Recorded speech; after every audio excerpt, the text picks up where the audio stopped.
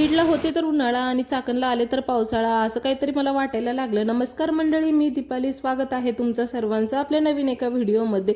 कसे आहात तुम्ही सर्व? मजेत ना? मजेतच असायला हवं। मी असं का म्हणते आता हे तर तुम्हाला कळालंच असेल।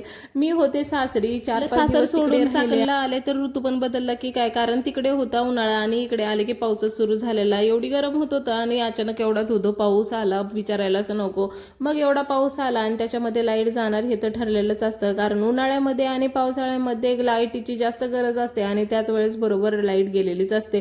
मग इथे आमच्या कियांना लागलेली होती भूक, म्हणलं त्याच्यासाठी काय करूया, तर चला म्हणलं शेवया बनवूया आणि तुमच्यासोबत पण ती रेसिपी शेअर करते।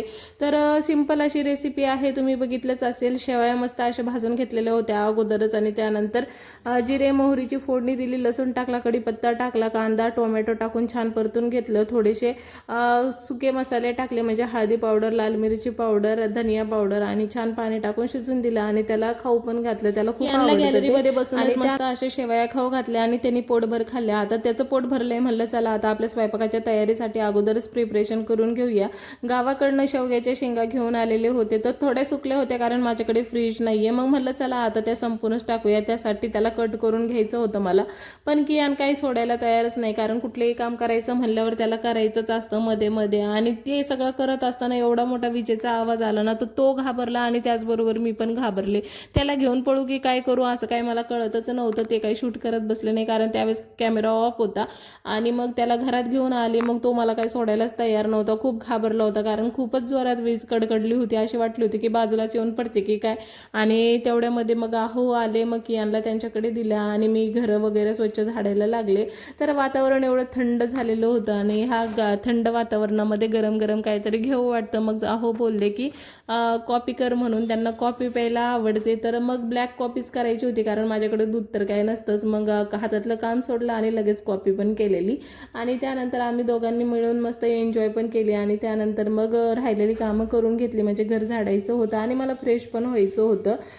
तर मग मी फ्रेश पण झाले, कारण असं अचानक वातावरण बदललं ना तर घाबरट, म्हणजे घाम पण खूप जास्त येतो आणि उन्हाळ्यामध्ये तर तो घाम तर येतो नाही असं मला, म्हणजे सहसा पण घाम खूप जास्त येतो, त्याच्यामुळे ना तर करावंच लागतं, फ्रेश व्हावंच लागतं आणि संध्याकाळी फ्रेश झालं तर एकदम छान वाटतं।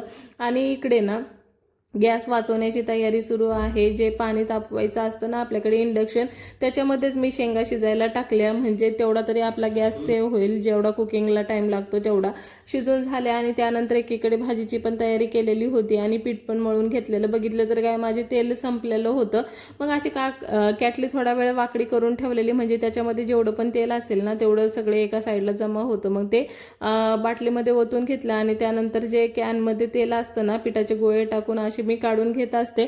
असं केलं ना भरपूर तेल असतं जे कॅटलीमध्ये असतं, ते निघत नाही आपल्याकडनं। तेवढंच पिठाला लावलं ना, पीठ पण आपलं छान मुरल्यानंतर आपल्या चपात्या पण छान होतात, हे तर सगळ्यांना माहितीच आहे। मग सगळ्या चपात्या छान अशा करून घेतल्या आणि त्यानंतर किचन कट्टा पण आवरायला घेतलेला, कारण जेव्हाची कामं तेव्हा केली की आपली कामं छान होतात आणि आपल्याला सगळं नीटनेटकं पण दिसायला लागलं। नाही तर तो राडा तसाच पडू दिला ना तर आपल्या कामं आणखीन वाढतात, कमी तर व्हायचं काही नावच घेत नाही। आणि ज्यामध्ये शेंगा शिजायला घातलेल्या होत्या ना त्यामध्ये पाणी जायला नको म्हणून लगेच स्वच्छ धुवून घेतलं, कारण ते काय भांड्यामध्ये ठेवायला जमणार नव्हतं।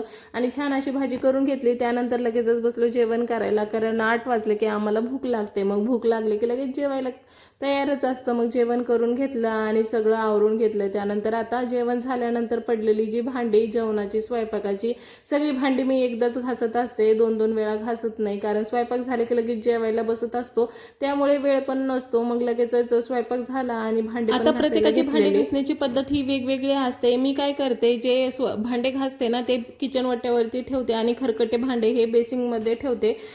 असं का करते, तर असं केल्यामुळे ना ज्यावेळेस आपण भांडे धुतो ना तर त्याचं तेलकट तुपकटपणा हा दुसऱ्या भांड्यांना लागत नाही, यामुळे आपले भांडे एकदम स्वच्छ निघतात आणि जास्त मेहनती लागत नाही। त्यामुळे मी अशा पद्धतीने घासत असते। आणि तवा घासताना ना तवा स्वच्छ निघण्यासाठी ना तर हाताने प्रेशर देऊन घासायचं, म्हणजे तवा एकदम व्यवस्थित निघतो। आणि त्या अगोदर ना तव्यावरती, म्हणजे जर सकाळची किंवा कुठलीही एखादी भाजी राहिली ना तेल टाकून गरम करायचे, म्हणजे तवा आपला तेलकट होतो। आणि त्यानंतर जर साबणीने घासून काढलं ना, म्हणजे घासणीने आणि साबणीने, त्यानंतर एकदम छान असा चकचकीत तवा निघतो। माझा तवा त्यामुळे एवढा भांडी घासून घेतली, त्यानंतर किचन कट्टा पण क्लीन करून घेतला. तर मंडळी कसा वाटला तुम्हाला आजचा व्लॉग नक्की सांगा आणि सबस्क्राईब करायला मात्र विसरू नका. भेटूया अशाच नवीन व्हिडिओमध्ये, तोपर्यंत काळजी घ्या आणि व्लॉग बघत राहा.